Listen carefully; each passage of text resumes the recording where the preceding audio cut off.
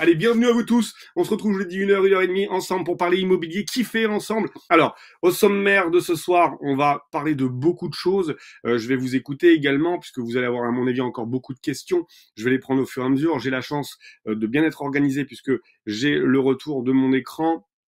J'ai les retours de chat, j'ai le nombre d'auditeurs, j'ai toutes les notifications qui arrivent en même temps. Donc honnêtement, je devrais rien louper. On va parler du choix du secteur, pourquoi il est si important, et je vais vous parler d'un de mes exemples qui m'est arrivé parce que j'ai pas tout le temps gagné de l'argent dans l'immobilier, ça m'est arrivé d'en perdre une fois et je vais vous en parler ce soir. Donc les résultats d'un bon secteur, vous êtes nombreux, hein, on fait de plus en plus et c'est un produit qui plaît énormément de coaching 90 jours. Encore aujourd'hui, j'étais en coaching, je le serai encore demain. Actuellement avec Women Invest, on fait entre 2 et 3 coachings d'1 heure par jour, donc ça nous prend pas mal de temps, mais on vous voit évoluer, donc c'est plutôt plaisant de notre côté.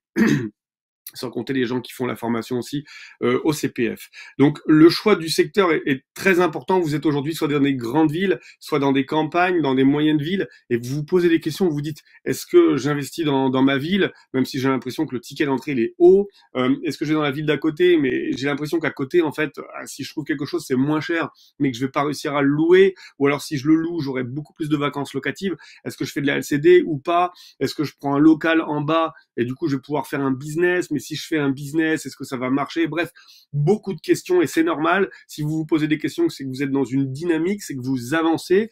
Mais si je dois faire référence à mon coaching d'hier, la personne que j'avais, c'était quelqu'un qui voulait aller de plus en plus vite, qui voulait avancer. Mais quelquefois, il faut aussi savoir valider les étapes dans lesquelles vous êtes actuellement pour pouvoir aller sur une autre étape et ne pas confondre vitesse et précipitation.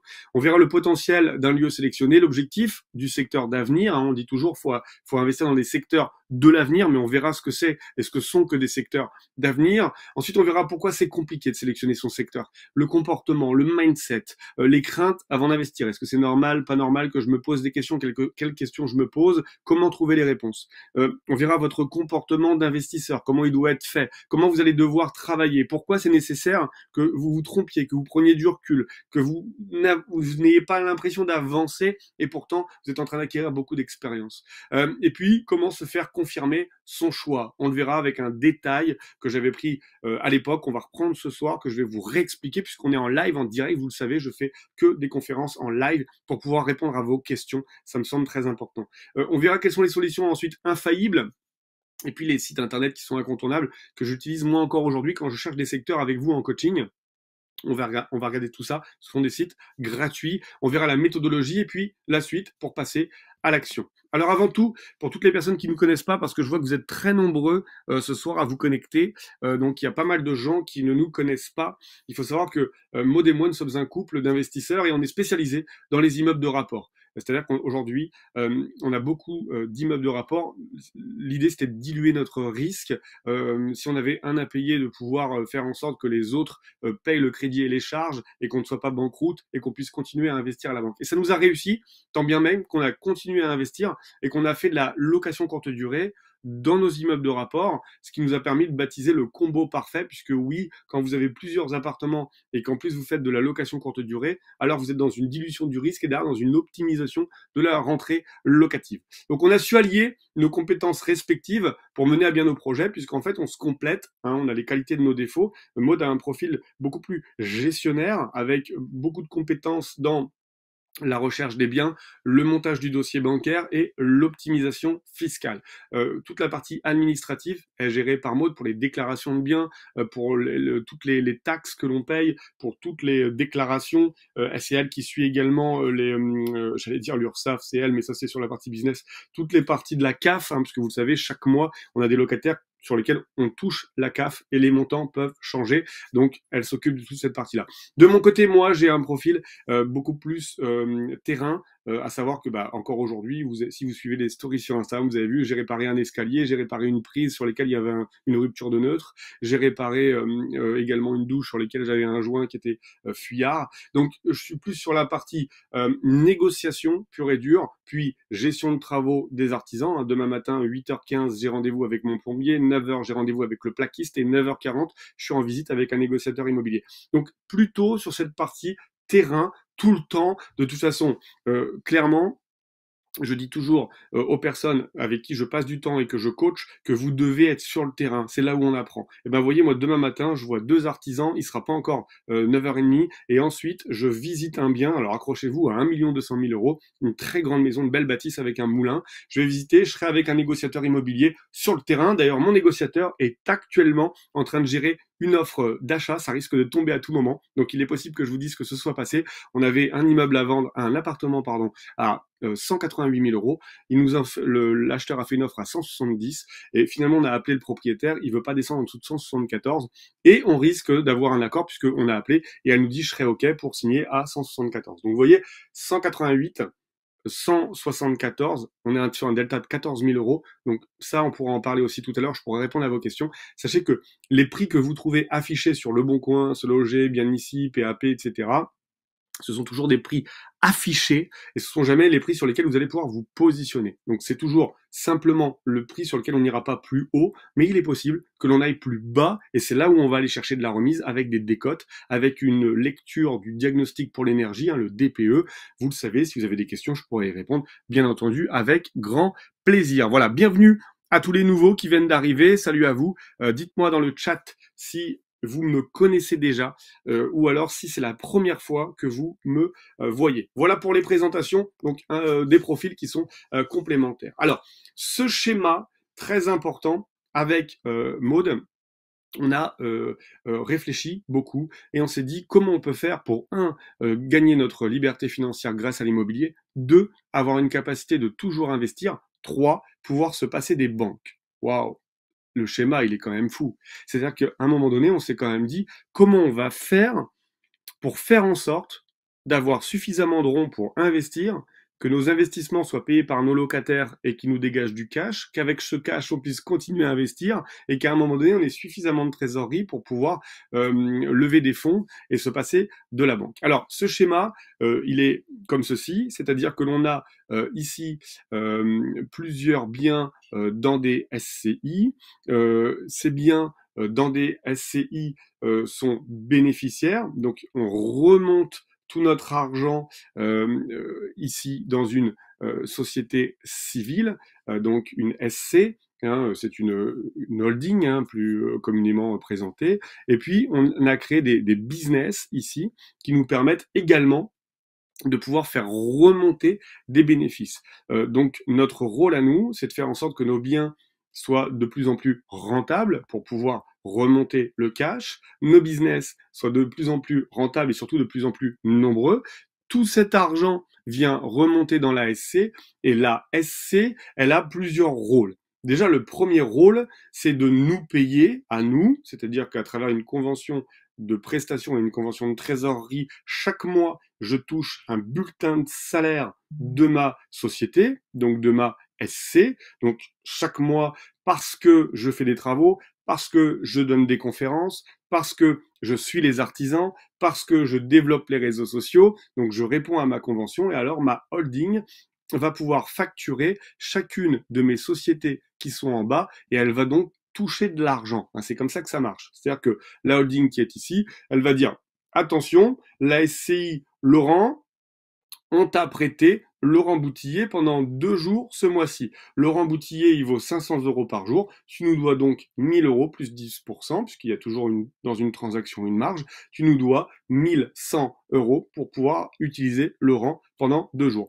La SCI ici va remonter 1100 €, elle paye sa facture et Laurent va toucher un salaire de la holding sur tout ce qu'il a fait sur le mois. Voilà, donc moi, ça me permet de gagner de l'argent, d'avoir un salaire grâce à mes activités et également d'être protégé, d'avoir une assurance, une mutuelle qui me permet, si j'avais un accident, de pouvoir subvenir à mes besoins.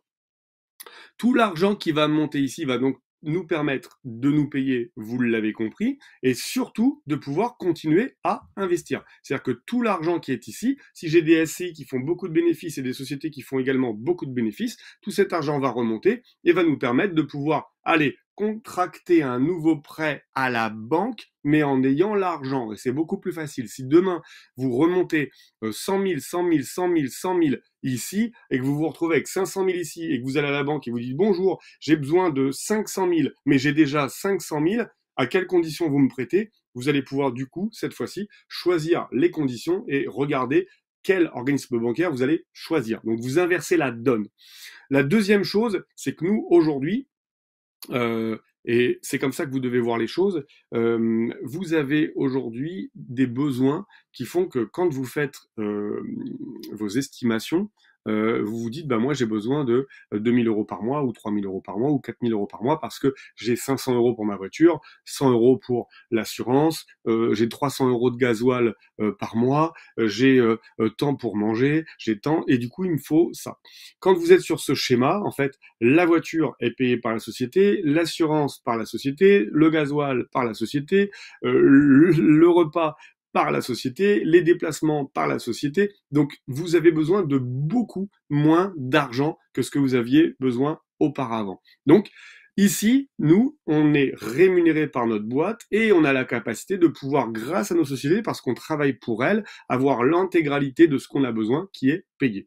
Une autre chose qui est intéressante, c'est que si je voulais, moi, Laurent Boutillier, acheter une résidence principale, ma SC pourrait me faire un prêt Institut Persona et, c'est-à-dire qu'elle pourrait très bien dire, si j'ai 500 € dans le pot, elle pourrait dire, je prête à Laurent Boutillier 500 000 € pour qu'il se fasse construire une maison pour lui. Et Laurent Boutillier s'engage à rembourser la SC avec un petit intérêt chaque mois pendant une durée déterminée. Donc, autre avantage par rapport à une SAS, cet essai va pouvoir nous prêter en nom personnel. Voilà, donc ça c'est le schéma qu'on a mis à jour. Alors c'est un schéma sur lequel on vient vraiment beaucoup plus en détail quand on est en coaching, pour les gens qui font partie notamment du mastermind, mais je souhaitais vous le montrer pour toutes les personnes qui ne me connaissent pas, de façon à ce que vous puissiez voir comment aujourd'hui on a articulé notre schéma et vous faire comprendre que ce n'est pas que l'immobilier qui nous fait vivre, que nos business qui nous fait vivre, c'est le tout qui fait l'ensemble.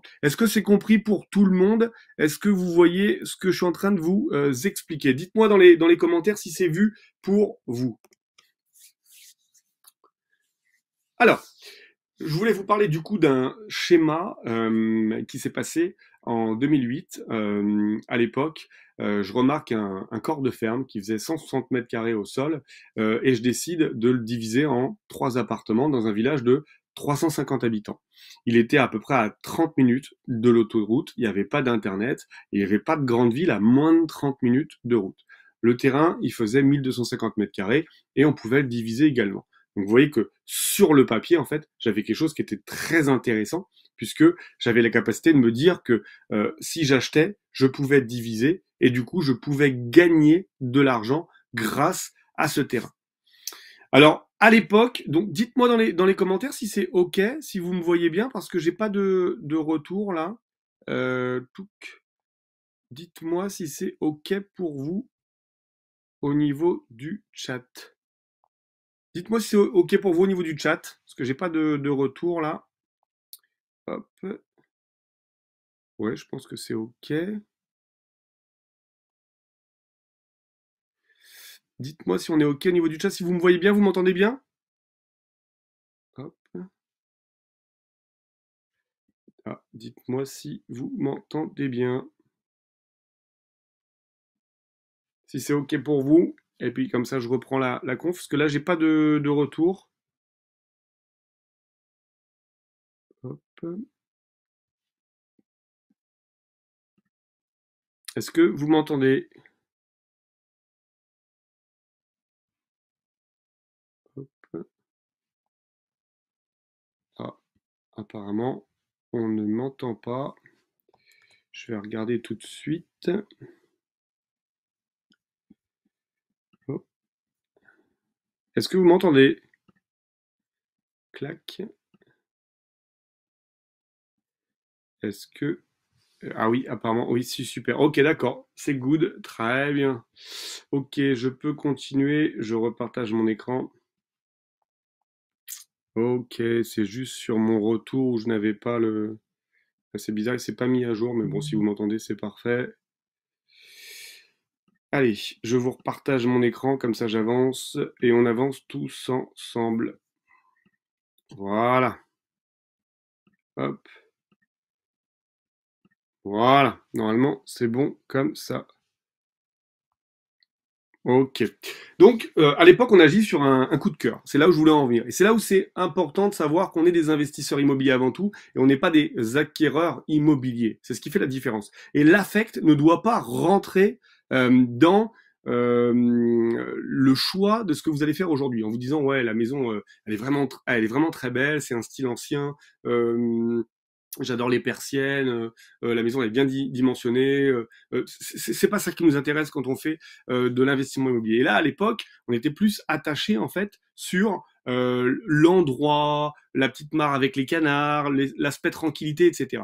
Donc, on cherche en fait et on décide de rénover le corps de ferme et finalement d'y mettre notre résidence principale parce qu'on est tellement en fait attaché au fait que ce soit un petit village qui soit sympa, c'est le calme, etc., qu'on oublie le projet locatif et on fait notre résidence principale. Le coût des travaux étant le même que dans une ville à fort potentiel, c'est-à-dire que si demain vous souhaitez faire une chambre, une salle de bain et faire intervenir un plaquiste, un plombier, le tarif sera exactement le même que vous soyez en pleine campagne, que vous soyez en pleine ville.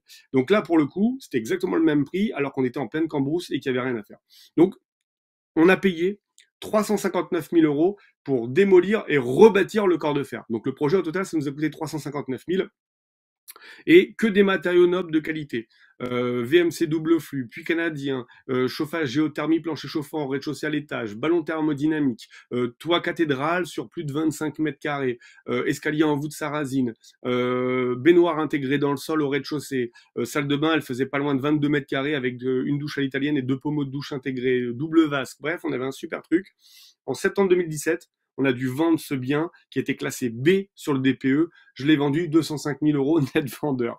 359 000, 205 000 euros net vendeur. Et je me rappelle pour tout vous dire que j'avais pris un crédit de 15 ans, ça me coûtait 2700 euros par mois. C'était du n'importe quoi en boîte. J'étais pas au courant. Je ne savais pas que je pouvais mélanger investissement et perso. Je le sais maintenant et je vous le dis. Faites très attention. Donc on apprend de nos erreurs. C'est la première chose que je vais vous dire ce soir, c'est que si vous ne faites rien, effectivement, il vous arrivera rien, mais je peux vous raconter beaucoup de choses aussi qui me sont arrivées, qui se sont très très bien passées. Je peux vous raconter très vite. Une fois, j'achète un local, j'y mets mon entreprise, ensuite je vends mon entreprise et la personne qui la rachète, elle décède. Donc l'entreprise, j'avais plus de locataire et j'ai une entreprise de location qui vient me voir et qui me dit bonjour, j'ai quelqu'un qui est intéressé par votre local. Je dis je cherche pas à le vendre ce local. Il me dit je pense qu'au prix qu'on va vous proposer, vous allez souhaiter vendre. Je dis ah bon, je dis écoutez, dites-moi, j'avais acheté 400 000 euros le local et c'était un Leclerc qui voulait faire le Leclerc Drive qui se porte acquéreur pour mon local. Ils me font une offre à 520 000 euros. Il s'était passé à peine 2 ans et demi et je fais 120 000 euros de bénéfices, donc j'ai vendu et j'ai pris mes bénéfices. Donc vous voyez, si j'avais pas acheté, je n'aurais pas eu ces 120 000 euros. Et ben voilà, encore une fois, quand on fait rien, il nous arrive rien. Mais l'idée, c'est d'apprendre de ses erreurs. Donc un coup de cœur, ça permet souvent d'améliorer son confort personnel, mais c'est pas compatible avec une forte rentabilité à court ou moyen terme. Donc on évite le coup de cœur. Donc moi, tous les coachings que je fais ou toutes les annonces que je reçois en me disant regarde Laurent, t'as vu c'est top, l'immeuble il a l'air joli. Honnêtement, moi j'aime beaucoup comme ça avec des grosses briques, on s'en fout, on juge de la rentabilité, on achète des mètres carrés, on est des loueurs, est-ce qu'il y a du déficit? Oui, non, est-ce que je peux louer en meublé? Je suis en LMNP, en LMP, je suis en SCI là-dessus, qu'est-ce que je fais? C'est ça qui m'intéresse. Dans l'investissement, c'est ça que l'on regarde, et pas savoir si c'est des petites ardoises d'Angers sur le toit. Et comme je préfère les ardoises aux tuiles, eh ben je vais acheter celui-ci. C'est pas ça. Donc une étude du secteur, la calculatrice, elle ne ment pas et elle doit être la seule juge et prise de vos décisions. D'ailleurs, la calculatrice, normalement, elle est impartiale. C'est pas à vous de trafiquer les calculs. C'est vrai que si aujourd'hui vous faites de la LCD, si aujourd'hui vous faites de la colocation, tous vos projets seront rentables hein, sur le papier. Si je le loue 30 jours dans le mois en LCD, si je le loue à 3 ou 4 ou 5 personnes le même appartement, forcément que c'est rentable. Mais ça, c'est de l'optimisation de location. Mais alors du coup, où est-ce qu'on va investir? Puisque l'analyse, elle doit être faite en amont. Où est-ce que je vais pouvoir aller mettre mes billes? La photo que vous voyez en arrière-plan, c'est un immeuble qu'on a acheté plein centre du village. C'est un village, mais plein centre. On est face à la mer, hein, la mer elle est à cet endroit-là, elle est 100 mètres, même pas, hein, 50 mètres juste ici. Et ben là, celui-ci d'immeuble, il est saisonnier. C'est-à-dire que de avril à octobre, on cartonne, et de novembre à mars, on loue une dizaine de nuits par mois. Par contre, on arrive sur juillet-août à faire même du surbooking. On loue 32, 33, 34, 35 nuits. Comment on fait? Posez-moi la question et je vous l'expliquerai. Donc, le secteur, on en a plusieurs. Déjà, on peut regarder si on a dans les prévisions des géants qui peuvent arriver, comme Sarenza, Amazon. Ça va créer de l'emploi. Il y aura une explosion de la demande locative. La dernière fois, on a fait investir un client dans un village où on sait que Danone va agrandir et il prévoit 300 postes supplémentaires. 300 postes supplémentaires, il va nous falloir du studio, du T2, du T3, forcément. Là, on est à 250 mètres de l'usine, donc on a toutes les commodités. Forcément, il faut être là. Et on va mettre du meublé, parce qu'on sait qu'il y aura des gens qui seront mutés, on a des gens qui vont arriver tout de suite, il faudra qu'ils aient un appartement à disposition, et on sera là. Et on va faire du meublé, on louera 20% plus cher que le prix du nu, et du coup on va pouvoir se retrouver comme ça, et fiscalement ce sera peut-être intéressant. On va surveiller également tous les regroupements de villages, les duplications des réseaux de communication. Hein, quand la fibre elle arrive dans un village, forcément les gens qui veulent télétravailler, ça va être intéressant pour eux de venir. Si vous investissez dans un village où tout est en edge, ça va être compliqué pour les gens de pouvoir travailler. Ils vont venir et ils vont repartir. Et vous allez devoir gérer un très gros turnover. L'amélioration des services scolaires, hein, si vous arrivez dans un village qui est regroupé avec un autre village, vous allez avoir forcément les bénéfices de la grosse ville, donc les transports en commun pour les enfants. Et quand vous avez un transport en commun qui passe, c'est comme si vous vous rapprochiez de l'école. Et pour des familles, ça va être intéressant. Création des équipements urbains, puisque forcément, quand on est en regroupement de villes, ben, on a beaucoup plus de monde qui vient. Vous allez avoir des foot soccer, vous allez avoir des terrains de boules, vous allez avoir des terrains pour le skate, pour la trottinette, et ça va faire arriver beaucoup de jeunes également. En secteur numéro 2, on va vérifier les lots arrière et les divisions de parcelles. En secteur numéro 3, liaison de TGV, arrivée du tram, Grand Paris. Et cette fois-ci, on sera sur des villes où on a besoin d'un effort d'épargne au démarrage et on sera sur une ville qui sera patrimoniale. Donc vous devez prendre une longueur d'avance et devenir les gagnants de demain. Les gagnants d'aujourd'hui sont les personnes qui ont investi il y a 15-20 ans dans le secteur où vous faites vos recherches. C'est-à-dire que si aujourd'hui vous achetez et que le mec, il vend et que ça fait 15 ans qu'il a acheté, c'est lui qui fait une affaire. Donc allez vous positionner dans un endroit différent, là où il était lui il y a 15 ans. Moi, aujourd'hui, je suis dans une ville de 60 000 habitants, où si je dois vendre, je vends des biens qui ont pris 200, 300, 400, 500 000 euros de plus-value. Parce que j'ai fait des travaux, parce que j'ai divisé, parce qu'il s'est passé 15 ans entre-temps, où l'immobilier a pris pas mal de plus-value. Et parce que j'ai fait le dos rond. Parce que j'ai acheté en 2001, j'ai attendu, il s'est passé des crises comme en 2008-2009, où tout le monde m'expliquait que mon patrimoine immobilier, il valait plus rien. Alors, virtuellement, il valait moins que ce qu'il valait, mais il suffisait juste d'attendre. Donc moi, un job où il faut attendre et je suis payé pour, ça me va. Qui va vous payer aujourd'hui en vous disant plus vous attendez, plus vous gagnez de l'argent? Personne. Il n'y a que l'immobilier qui permet ça. Et en partie la bourse. Mais on est quand même dans une activité aujourd'hui où vous mettez vos billes.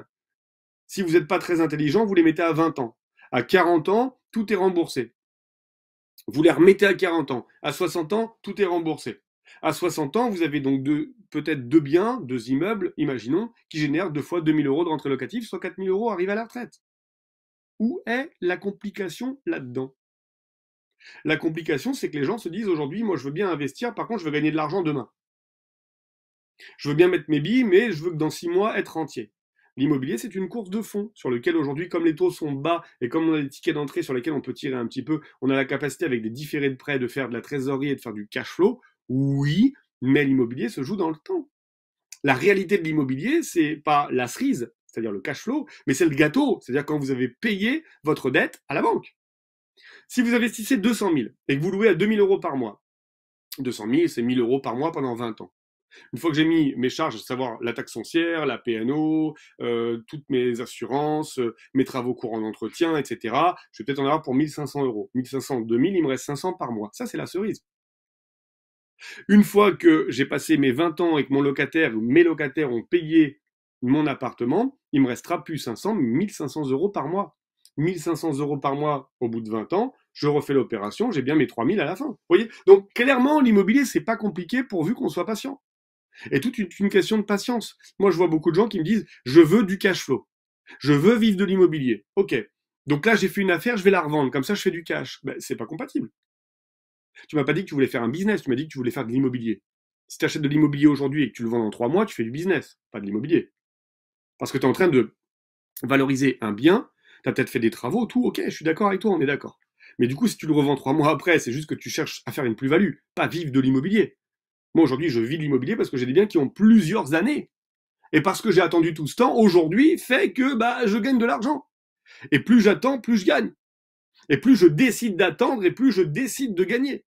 Et à un moment donné, effectivement, si j'ai envie d'acter ma plus-value, je vends. Pourquoi? Parce que je sais que je ne pourrais pas gagner plus. L'immobilier, on le vend quand on sait qu'on ne peut pas gagner plus.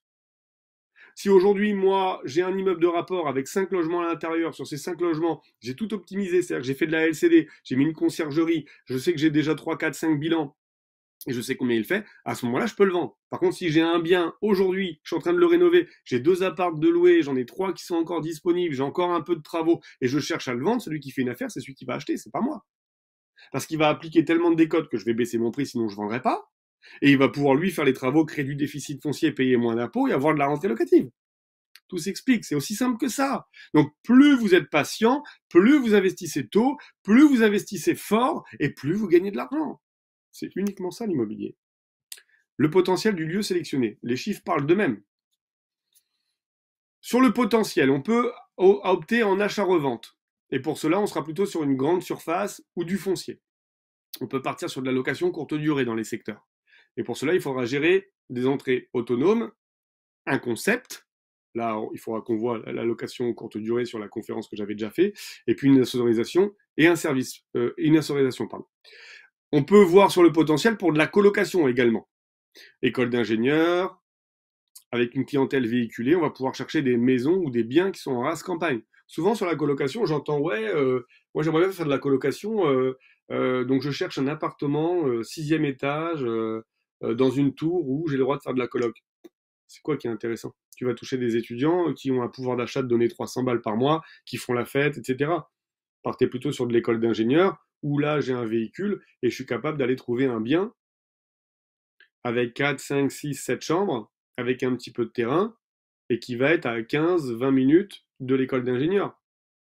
Où là, du coup, j'aurai la capacité de pouvoir acheter mon bien moins cher que si je l'achetais en plein centre-ville, et pourtant louer la chambre au même prix, puisque je vais pouvoir mettre en avant le fait qu'il y ait du terrain, et qu'il y ait un barbecue, et qu'il y ait un terrain de pétanque, etc. Donc le potentiel, les meublés de petite surface, le nu, un agrandissement, une découpe de terrain, une découpe d'appartement, une plus-value à long terme, du cash flow rapide, un achat familial. Vous voyez, on a énormément de choses. Donc quel est l'objectif du lieu sectionné? C'est-à-dire que qu'est-ce que je veux faire? Est-ce que je fais des investissements à court terme, à moyen terme, à long terme? Est-ce que je fais des investissements patrimoniaux à fort cash flow ou un petit peu de patrimoine et un petit peu de cash flow? Comment je me positionne? Tous les secteurs sont OK. Il n'y a pas un secteur qui n'est pas bon en France. C'est pas vrai. Même dans la Creuse, même dans le Cantal, je suis capable de vous trouver des affaires immobilières. Par contre, il faut savoir où on va. Secteur numéro 1, du cash flow immédiat. Je vais être en pleine campagne. Et peu de plus-value à long terme. Je vais être sur des villages de seconde et de troisième zone. J'aurai un ticket d'entrée qui sera bas, une rentrée locative qui sera basse. Mais comme j'ai un ticket d'entrée qui est bas, j'ai un tout petit crédit et des toutes petites charges, une petite taxe foncière, du coup j'ai un gros cash flow entre les deux. Par contre, j'achète aujourd'hui en 2022, en 2032, je suis sensiblement au même prix. J'ai pas une prise de valeur. En investissement numéro 2, secteur numéro 2, j'ai un petit peu de cash flow et j'ai un petit peu de plus-value à long terme. On va être sur les villes de débordement des grandes villes. Des villes de 30, 40, 50, 60, jusqu'à 100 000 habitants. Où là, on sait que le ticket d'entrée est moyen, mais qu'on a encore une capacité de faire un petit peu de cash flow. Et qu'au fur et à mesure du temps, on va prendre entre 0,5 et 1% par an de prise de valeur du bien. Donc dans 10 ans, j'aurais pris entre 5 et 10% de la valeur de mon bien. Si j'achète à 200 000, dans 10 ans, je pourrais revendre à 220 000 sur ce bien et j'aurais fait du cash flow tous les mois. Et puis en secteur numéro 3, cette fois-ci, je ne fais pas du tout de cash flow. Je suis même sur un effort d'épargne. Je suis sur des villes qui sont beaucoup plus importantes. Des villes qui sont très demandées, où il y a plus de demandes que d'offres. Dès que vous avez un bien, tout le monde se bat pour l'avoir. Et cette fois-ci, je suis sur un effort d'épargne, mais j'ai beaucoup plus de plus-value à long terme. Je suis entre 2 et 3% facilement. J'achète 100 000, mon bien vaut 130 000 euros dans 10 ans, sans aucun problème. Par contre, je suis sur un effort d'épargne. Donc, en fait, il n'y a pas de mauvais et de bon secteur. L'idée, c'est juste de savoir qu'est-ce que vous voulez faire. Est-ce que vous voulez préparer votre retraite? Auquel cas, secteur numéro 3, ça me va bien. Est-ce que vous voulez continuer à travailler aujourd'hui, mais améliorer vos fins de mois? Secteur de débordement numéro 2, ça vous convient? Ou alors, est-ce que vous voulez arrêter de travailler, vous en pouvez plus, et avoir la capacité de continuer à investir maintenant et avancer dans l'immobilier, et il vous faut un secteur de seconde zone, voire de troisième zone. C'est pas plus compliqué que ça. Mais les craintes avant d'investir, elles existent. C'est-à-dire que aujourd'hui, on se pose beaucoup de questions. Le secteur, il n'est pas intéressant. On le voit ici. Les biens, ils sont surévalués. Je suis sur le bon coin, PAP, je regarde. Comme là, hein, je vous ai dit, je reçois des messages, là, je vois, ça tombe, on a l'offre. On était à 188 000, la cliente veut à 170, il contre-propose à 174, 188, 174. Le mec qui a un budget à 180 et qui vaut un bien à 188, s'il appelle pas, il se dit c'est trop cher. Alors qu'en fait, il sort à 174. D'ailleurs, moi, j'ai plein de clients qui me disent ouais, je souhaiterais vendre mon bien à 250 000 euros. Je dis, ah ouais, vous l'avez fait évaluer par un professionnel? Non, mais j'ai vu sur le Bon Coin qu'il y avait des biens sensiblement comme le mien à 250. Ah ouais? Et vous croyez que le prix qui est affiché sur l'annonce, c'est le prix de la transaction? Parce qu'à 250 000, il est peut-être resté pendant 8 mois et à la fin, il a reçu une offre à 234 et il est parti. Vous voulez pas que je vous l'estime, votre bien? Donc les biens sont surévalués de ce que vous voyez quand vous êtes au chiottes et que vous regardez le Bon Coin. Mais c'est pas la référence, c'est pas ce qui se fait. Allez sur la centrale pour trouver une voiture et croyez vraiment que c'est le prix indiqué, le prix de la transaction. Personne ne le connaît, le prix de la transaction. La concurrence, elle est trop rude. J'entends beaucoup ça aussi. Ouais, c'est compliqué, je t'ai visité un bien, j'ai même pas le temps d'y aller, il est déjà vendu. Ok. C'est donc que tu es dans un endroit où il y a plus de demandes que d'offres, sors. C'est que du coup, le mec n'a pas vendu son bien, il s'est fait acheter. Il l'aurait mis 5 000 euros de plus, il l'aurait peut-être même vendu. Donc sors. C'est lui qui gagne de l'argent, pas toi. Si vous commencez à faire la queue dans l'escalier pour visiter, vous n'êtes pas en position de force. Allez ailleurs. Quand il s'agit d'investir, j'entends. Hein. Je ne sais pas quoi faire sur mon secteur. Souvent, je sais pas si je vais faire du le colloque, c'est bien. Peut-être de la LCD. Ah, je sais pas, parce qu'en même temps, peut-être faire une division. Parce qu'il y a un lot arrière, donc ça m'ont dit que c'était pas mal. J'ai peur de ne pas louer. Souvent, si j'ai peur de ne pas louer. Si vous faites de la qualité, ça se louera. On se retrouve aujourd'hui dans un village, 300 habitants, un studio, 34 visites. 34 visites. Par contre, on n'a pas acheté n'importe où. Regroupement de villes, on se retrouve maintenant, on est à 40 minutes de Paris, parce que regroupement, et du coup on bénéficie des transports, la gare s'est agrandie, il y a la fibre, le transport scolaire, et du coup aujourd'hui les gens qui travaillent à Paris se disent 40 minutes de train, c'est pas déconnant. Donc 400 habitants, je prends. Je suis trop jeune, je suis trop vieux pour investir, je sais pas ce que je dois acheter, comment je dois écouter mes proches parce qu'ils me disent qu'il faut pas faire, etc. Bon. Et moi demain, il devient quand je serai par les actions mises en place. Je me perfectionne dans mes points forts, je délègue mes points faibles et je passe à l'action. C'est-à-dire qu'aujourd'hui, vous devez être conscient que vous ne pouvez pas être bon en tout. Moi, il y a plein de choses sur lesquelles je suis nul. Voilà. Alors je les mets pas en avant, parce que plus je parle de moi en disant qu'il y a des choses que je sais pas faire, et plus je me dévalorise. Et plus je me dévalorise, et plus je mets du négatif dans ma vie, et plus je mets du négatif, et moins j'avance, et plus ça me fait chier. Donc j'ai pas envie de parler de ça. Par contre, je suis quand même assez intelligent pour être conscient que je suis pas bon partout. Et du coup, comme je sais que je suis pas bon, je me dis que je peux le déléguer à quelqu'un, et du coup j'ai la compétence de le déléguer. Alors je suis bon, et je suis ok avec ça. Donc ce qui veut dire que si aujourd'hui, vous regardez cette conférence, et vous dites, moi, franchement, je suis bon en administratif. Je me sens bien, je gère mes tableurs, j'adore rentrer chez moi et être devant les mettre à jour, etc. Ok, c'est top. Ça veut dire qu'au niveau fiscalité, il y a peut-être des prédispositions. Au niveau de division, on est peut-être bon. Au niveau recherche de biens, vous aurez aussi des dispositions. Par contre, suivi de chantier, travaux sur le terrain et gestion, vous êtes complètement à la rue. Eh ben, il n'y a aucun problème. Dans ces cas-là, ça, vous le déléguez. Et vous le donnez à quelqu'un d'autre. Donc l'idée, c'est qu'une fois que ça, vous l'avez fait, vous puissiez passer à l'action par le fait de l'avoir fait. Donc si vous ressentez les symptômes suivants, c'est-à-dire que je suis face à une concurrence forte en face de moi lorsque je visite un bien, je dois proposer un prix. Si vous ne savez pas si la demande locative sera au rendez-vous, c'est pas cher, mais il y a peu de demandes. Si vous trouvez seulement des biens sans cash flow, bah, une fois les charges et la fiscalité ajoutées, il n'y a plus de marge. Et ben, les conséquences à ça, c'est que vous êtes mal à l'aise en visite. Vous avez l'impression de perdre votre temps parce que je suis pas au bon endroit au bon moment. Qu'est-ce que je fous là? Le sentiment de je suis dans une visite, mais bon, on m'a dit ville de seconde zone. Je sais même pas si c'est quoi une seconde zone. Je sais même pas si je suis pas dans une troisième zone. J'ai vu une vache. Peut-être je suis dans une seconde zone, je sais pas. Et vous faites rien de peur de vous tromper. C'est-à-dire que comme vous avez l'impression d'être au mauvais endroit au mauvais moment, vous savez pas si c'est bon, vous savez pas quelle question poser, vous serez incapable de faire une offre. Et c'est le cercle vicieux parce que moins vous allez savoir et plus vous allez vous retrouver devant tellement d'hypothèses possibles qu'à un moment donné, pour les plus motivés d'entre vous, ça durera 2, 3, 4, 5 mois. Et pour les moins motivés, au bout de 2 mois, vous jetez l'éponge. Parce que c'est pas votre truc.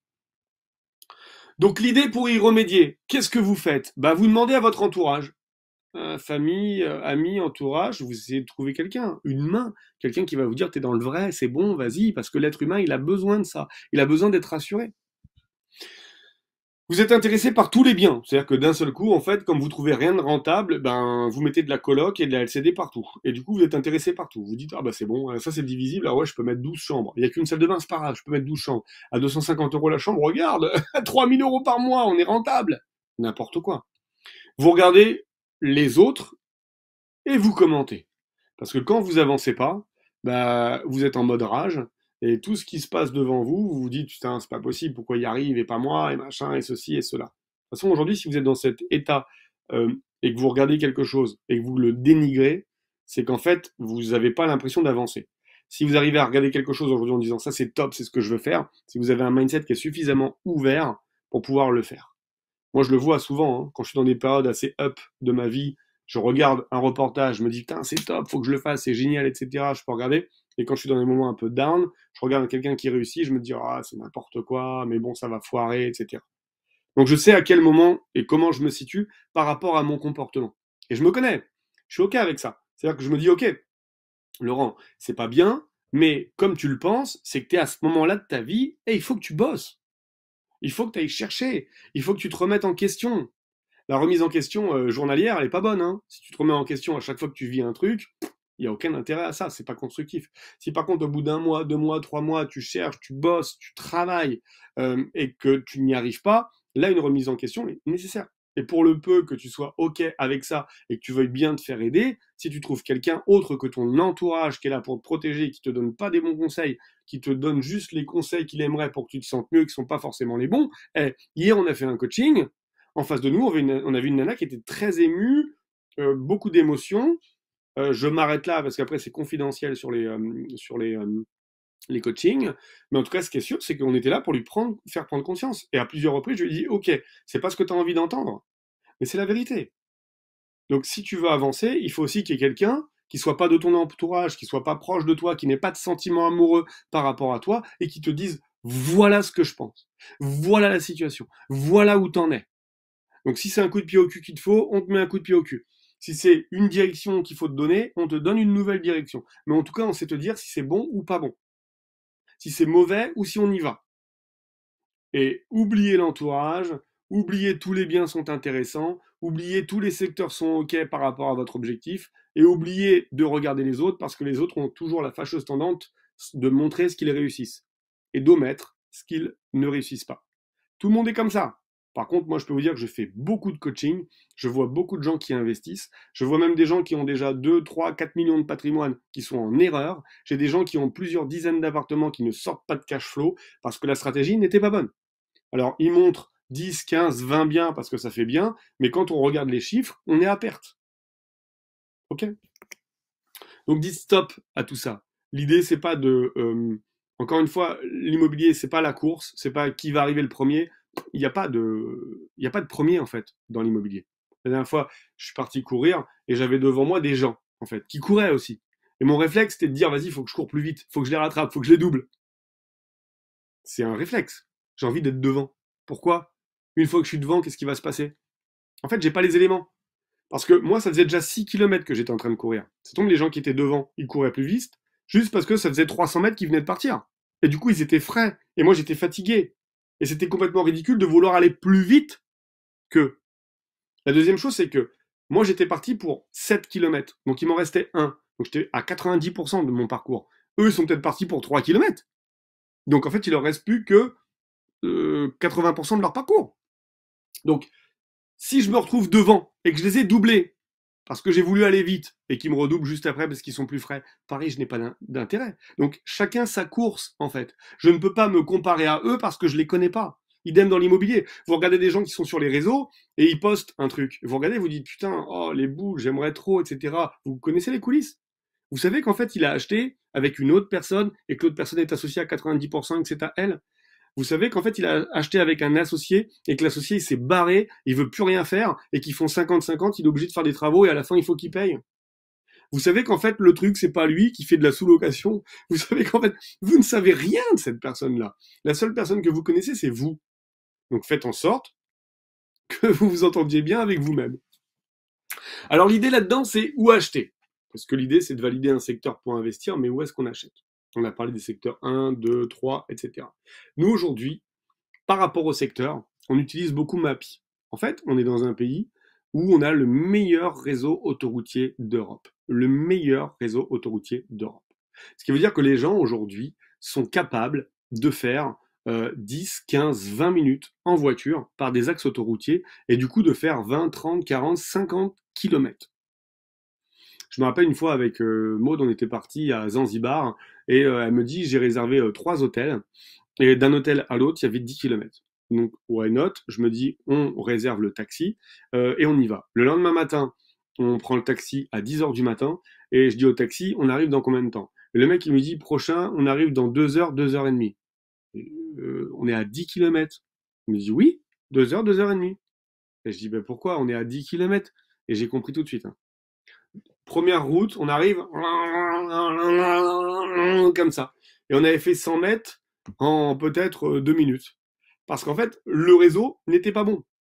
Et qu'il fallait passer par contourner tout le village, alors qu'en fait, on était juste en face, limite, on aurait pu aller à pied, que ça aurait été plus facile. Donc, en France, on a un réseau autoroutier qui est très bien fait.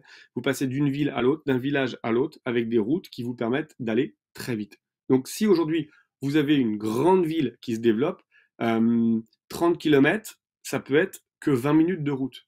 Et les gens sont OK pour faire 20 minutes de route le matin et le soir. Il n'y a pas de problème. Si j'avais un mauvais réseau autoroutier, 20 minutes, je ferais peut-être que 10 km. Donc n'ayez pas peur de partir à 30, 40 km pourvu que vous soyez desservi par une autoroute. OK? Derrière, on va regarder sur l'internaute pour avoir les types de surfaces qui sont recherchées par les locataires et surtout la population qui la compose. Est-ce que j'ai beaucoup de célibataires? Est-ce que j'ai beaucoup de gens qui ont des enfants? 1, 2, 3 enfants? C'est important pour moi pour savoir si je vais mettre un F2, un F3, un F4, si je pars sur du meublé, sur du nu. C'est très important. Je vais utiliser également RDNA pour les gens qui veulent faire de la location courte durée. On va prendre un exemple. C'est un exemple que j'avais pris la fois dernière, je vous l'ai ressorti. On est des vendeurs de mètres carrés, nous, hein, et des loueurs de mètres carrés. Donc en premier lieu, on va regarder ce qui nous intéresse, c'est la surface. Ici, j'ai 116 mètres carrés. Et ces 116 mètres carrés sont divisés en 2 appartements distincts. On ne peut pas en créer d'autres, c'est comme ça, sur le papier. Donc on démarre notre étude sur la base de la première étape. Donc on détermine le secteur. Par rapport à ce secteur, ce qui m'intéresse et ce que je vois, c'est que j'ai une sortie 19 de la 77. Ce qui veut dire que c'est facile pour moi de rentrer et de sortir dans ce village. Donc ça peut être un village étape pour la location courte durée, ça peut être un village également où je veux m'installer et ça va être facile pour moi de pouvoir bouger. Ensuite, je vais regarder ma population. Comment elle fluctue. Est-ce que j'ai une baisse? Est-ce que j'ai une hausse? Et si j'ai une baisse, est-ce que c'est parce que j'ai plus de mortalité que de natalité? Ou si c'est une baisse, est-ce que c'est juste parce que j'ai pas du tout de natalité? Et quand je regarde ici, ce que je vois, c'est que j'ai beaucoup de naissances en moins et que j'ai une hausse des décès. C'est pour ça que j'ai moins de monde. En fait, les gens ne partent pas de cette ville. C'est juste que les gens, ils meurent dans cette ville. Donc ça veut dire que j'ai une population qui est vieillissante. Donc ça va être intéressant pour moi d'acheter, par exemple, du plein pied, d'acheter du rez-de-chaussée. Si c'est un immeuble avec ascenseur, ça va être intéressant pour moi également d'acheter des biens qui sont meublés, puisque j'ai une population qui est assez vieillissante. Quand je regarde ici ma croissance locative en termes de demande de location courte durée, ce que je peux voir, c'est qu'au deuxième trimestre 2018, j'avais 20 logements qui étaient mis à la location courte durée. La demande elle a été telle que en premier trimestre 2021, j'avais pratiquement 100 logements disponibles à la courte durée.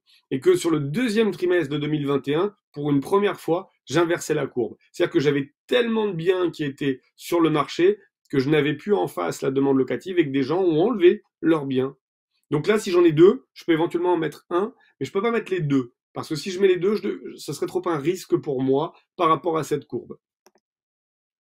Donc au niveau de la validation du secteur, avec certaines contraintes, on oublie le full LCD. On l'a vu avec la courbe. Donc on va privilégier les T2 et les T3. Ici, l'erreur serait de proposer 2 appartements en LCD ou de vouloir diviser un logement supplémentaire pour avoir 3 logements, puisqu'en fait, on a plus une demande sur des grands logements. Donc il convient de proposer un meublé en location pérenne et une LCD. Et c'est comme ça que j'avance. Et je vais regarder maintenant quel est le prix au mètre carré en termes de location. Je vais sur sologer.com et je vois que la fourchette basse c'est 7, la fourchette haute c'est 9. Donc la moyenne c'est 8, mais je veux faire du meublé. Et ça c'est pour du nu. Donc si je veux du meublé, c'est 20% de plus. Donc je fais 20% de 8, 11 euros du mètre carré. J'ai 116 mètres carrés, 1276 euros de rentrée locative, moyenne. Alors il me manque quoi? J'ai le prix de vente, j'ai la rentrée locative, de quoi ai-je besoin pour savoir si une visite est nécessaire? Il va falloir combien je vais débourser pour les travaux, pour savoir si c'est intéressant que j'aille visiter ce secteur ou pas. Donc pour cela, je vais regarder les photos que j'ai. Alors là, j'ai des radiateurs à changer. Les radiateurs, je vous donne des chiffres. 25 euros du mètre carré. Vous avez une pièce de 10 mètres carrés. Ça vous coûtera 250 euros pour un radiateur. Une pièce de 20 mètres carrés, on sera à 500 euros de budget radiateur.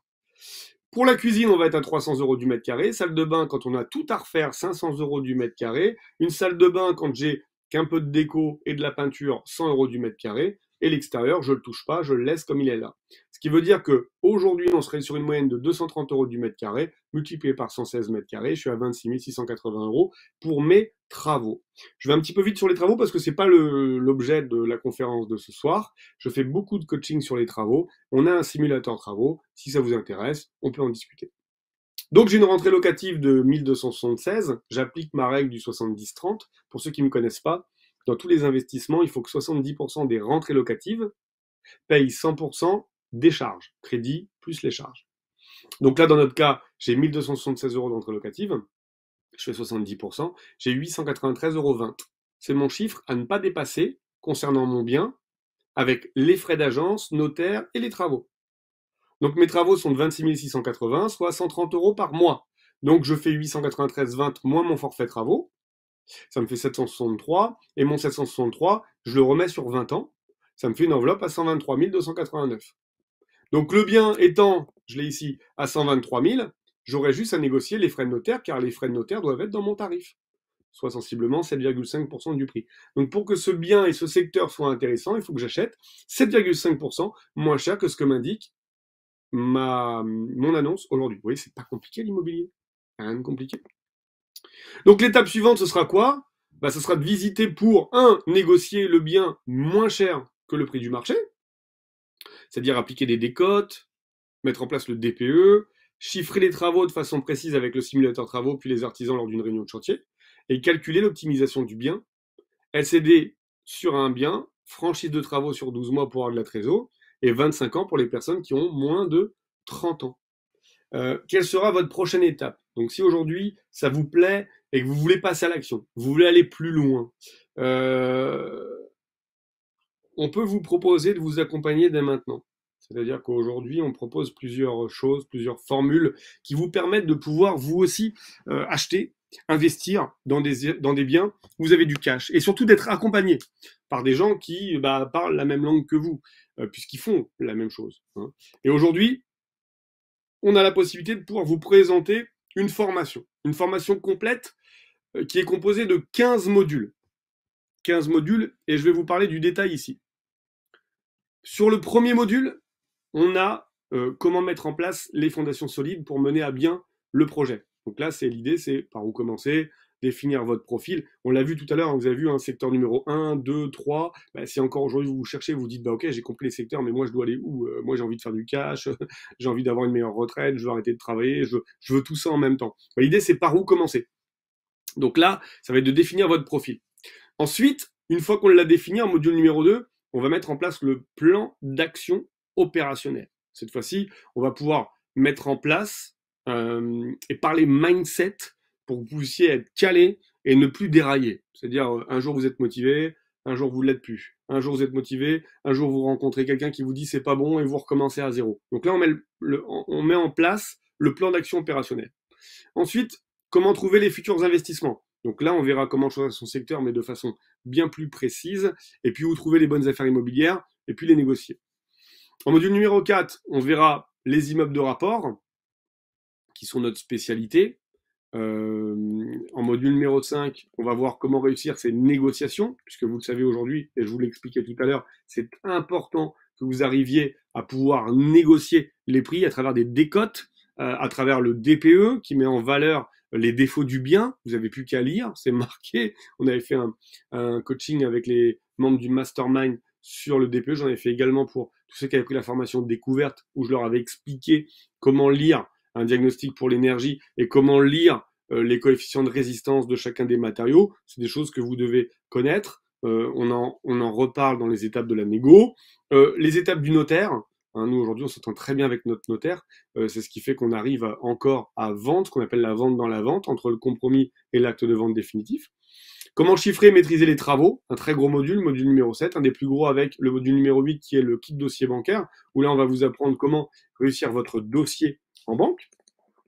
Module numéro 9, la mise en gestion locative et les différents contrats types, où là on va vous expliquer pourquoi louer en nu, en meublé, bail précaire, bail 369 ferme, et on vous donne tous les baux hein, en format Word. Vous n'avez plus qu'à les télécharger et ensuite remplir. Vous aurez également en module numéro 10 comment réussir votre location courte durée avec les secteurs à privilégier, la force des photos, rédiger l'annonce, utiliser l'air cover pour que vos biens soient payés par Airbnb s'ils avaient été dégradés. On va voir la colocation en module 11, l'immobilier d'entreprise en module numéro 12. Module numéro 13, la notion et la force du cash. Module numéro 14, comment investir quand on est en SCI, SARL, SAS, SARL de famille. On verra également une partie de la holding et le reste dans la partie bonus. Module numéro 15, la fiscalité complète, module qui a été fait par Women Invest, où là on verra location nue versus meublé, les démarches à réaliser. Et puis en bonus, l'intérêt du groupe de société, comme j'ai commencé à vous en parler en début de cette conférence, les conventions de gestion de trésorerie, conventions de prestation et accès au groupe Telegram. Hop. Donc voilà pour la formation. En plus, on vous met la checklist pour toutes vos visites, de façon à ce que quand vous visitiez un bien, vous ayez cette checklist. Elle fait 7 ou 8 pages de mémoire, format Word, de façon à ce que vous puissiez l'imprimer à chaque fois que vous faites une visite, où là vous avez tout, hein, les frais, le prix d'achat, la synthèse du bien, les différents baux, les dépôts de garantie, combien de locataires, est-ce qu'on a des compteurs séparés, bref, toutes les questions que vous devez proposer. Valeur 97 €. Vous aurez également le simulateur de cash flow combien de cash flow allez-vous réaliser. Le simulateur, on le met régulièrement à jour. Idem pour le tableur des simulateurs travaux. Et donc là, sur celui-ci, c'est le tout dernier. On a les coûts, rendements, la situation fiscale, l'imposition. Dès que vous mettez sur une page vos données, ça vient calculer sur les autres pages. Valeur 197 euros. Vous avez le simulateur travaux pour calculer en moins de 20 minutes le coût de votre prochaine rénovation. Format Excel pour celui-ci, 197 euros. Vous avez également en bonus numéro 4 le dossier bancaire, donc une présentation complète de votre futur dossier bancaire.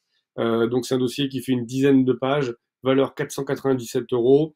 Alors toutes les personnes qui aujourd'hui font les formations, là j'ai pris seulement les retours de cette semaine. Hein. Donc cette semaine, vous voyez qu'on a des très bons retours sur la formation, cette formation qui vient d'être éligible au CPF. On a mis janvier, février, la moitié du mois de mars pour rendre la formation éligible au CPF, et on a plutôt des très bons retours sur les personnes qui font la formation aujourd'hui et qui nous disent qu'elles ne regrettent pas le fait de l'avoir prise et qui passent à l'action aujourd'hui. Donc en résumé, ce soir, on a la formation créer et réussir son entreprise immobilière, plus un coaching via Zoom, 3661 euros. C'est-à-dire que vous faites la formation et derrière on fait un coaching pour pouvoir valider toutes les étapes et vérifier que le plan d'action est bon pour vous et que vous puissiez passer à l'action et que cette fois-ci vous êtes prêt, vous pouvez aller sur le terrain. On a en bonus 1 la checklist pour aller sur toutes vos visites d'une valeur de 97 euros à ne pas négliger. D'ailleurs c'est très pro, hein, les gens qui arrivent avec la checklist dans les biens, ils sortent ça, Jean Immobilier, hein, d'accord, vous êtes souvent mieux équipé que lui quand vous arrivez avec ça. Hein. Le simulateur cash flow, valeur 197 euros. Simulateur travaux, 197 euros également. Et le kit dossier bancaire, 497 euros. Et pour tous ceux qui prennent et qui s'inscrivent sur une session de formation ce soir, on réalisera avec vous votre dossier bancaire sous 60 jours. Donc, comme ça, vous commencez vos visites, etc. avec la formation. Hein, sur 30 jours, on fait le call. Et derrière, quand on a trouvé le bien ensemble, soit un bien qu'on vous propose nous avec l'agence, ou soit un bien que vous avez trouvé vous, on réalise avec vous votre dossier bancaire, état civil, mise à disposition du projet, rentabilité, valeur à la découpe, etc. On le fait avec vous pour que vous puissiez avoir un dossier béton. On le duplique en 3 ou 4 et vous allez comme ça à la banque pour le proposer. Voilà, donc tout ça, ça vaut 4549 euros et je vais vous envoyer un lien qui vous permet de tout valider pour 1997 euros. Et si vous avez l'intégralité des fonds via votre CPF, eh ben vous pouvez vous faire valider à 100% et démarrer. Je crois que les 2 prochaines sessions sont pleines, mais sur la session d'après, vous pouvez le faire. Donc, une fois que vous avez cliqué sur le lien que je vous ai donné, vous arrivez sur cette page-là. La formation, elle s'appelle Créer et réussir son entreprise immobilière. Par Consulting ML, c'est une de nos sociétés, c'est une SAS. Ok ? Si c'est pas ça que vous avez trouvé, c'est que vous n'êtes pas chez nous. Le prix de la formation, donc 1997 euros, avec tous les bonus que je viens de vous expliquer ce soir. Et quand vous descendez, ici, vous choisissez en fait votre session pour savoir laquelle est encore disponible. Hein. Si je prends la session du 3 mai au 3 juin, il reste encore de la place, vous pouvez y aller. Ensuite, vous cliquez sur créer mon dossier d'inscription et vous allez devoir vous connecter via France Connect. Ils vont vous donner le montant de ce que vous avez le droit. Je sais que là, au 15, il y a encore des nouveaux CPF qui arrivent, donc checker de temps en temps, que ce soit pour notre formation ou pour d'autres. Hein, dans l'idée, dans la vie, il faut toujours se former. Donc vous cotisez, hein, on vous l'offre pas, hein, c'est pas un cadeau. Hein, vous cotisez chaque mois, donc formez-vous, que ce soit pour de l'immobilier, que ce soit pour de la bourse, que ce soit pour monter un business, pour ce que vous voulez. Profitez de vos droits, c'est à vous. Alors, si vous voulez qu'on bosse ensemble, nous, c'est avec grand plaisir. On a tous les éléments pour vous faire démarrer et avancer dans l'immobilier. Mais en tout cas, profitez-en. Donc, vous cliquez sur me connecter via le lien que je vous ai donné et vous pourrez regarder tranquillement de combien vous pouvez, etc. Si vous avez que 1000 euros, par exemple, comment ça fonctionne? Vous avez que 1000 euros, mais vous voulez absolument faire la formation et bénéficier des avantages que vous avez ce soir. ok? Parce que c'est que pour ce soir, hein, ce que je vous ai donné. Le call, le dossier sous 60 jours, la checklist, le kit dossier bancaire, ça c'est pour ce soir. Euh, Vous avez que 1000 euros, et ben vous prenez 1000 euros et vous faites le reste en paiement sur le site internet, 997 euros. Si vous avez que 1005, ben vous payez 497 et le reste est pris en charge. Et si vous avez 3000 euros de CPF, j'en ai beaucoup qui ont des 3000 de CPF, et ben ce sera 3000 moins 1997 et il vous restera 1003 euros pour acheter autre chose et vous former toujours. La formation, elle n'est pas valable seulement 30 jours, ok? C'est des sessions de 30 jours, c'est-à-dire que vous avez 30 jours pour faire votre formation. Mais parce qu'après on a le call ensemble. Et au-delà des 30 jours, la formation, elle est pour vous. C'est-à-dire votre identifiant et votre mot de passe, ils continuent. Si vous voulez avoir accès à la checklist, vous l'avez. Le simulateur, vous l'avez. Vous êtes rentré dans un produit ImoCash, ça ne bouge pas, très clairement. Si vous voulez démarrer, alors choisissez bien votre session et sachez que vous n'allez pas démarrer ce soir la formation. Vous vous inscrivez à une session et nous, on doit ensuite valider votre inscription. Et une fois qu'on a validé votre inscription, vous devez retourner sur votre compte de formation pour pouvoir ensuite accepter et démarrer la formation. J'espère que cette conférence vous a plu. En tout cas, je vous envoie un petit mail avec tous les liens. N'hésitez pas à cliquer dessus et l'enregistrer dans votre navigateur pour regarder tout le détail de la formation. Quant à nous, on se dit à très vite pour de prochains lives et de prochains webinaires. J'espère que vous avez encore apprécié. C'était un réel plaisir pour moi de vous retrouver, même si j'étais ce soir tout seul. C'est pas pareil. Je préfère être avec ma chérie, mais c'est comme ça. Je vous souhaite une très bonne soirée à vous tous. Et je vous dis à bientôt. Ciao, ciao.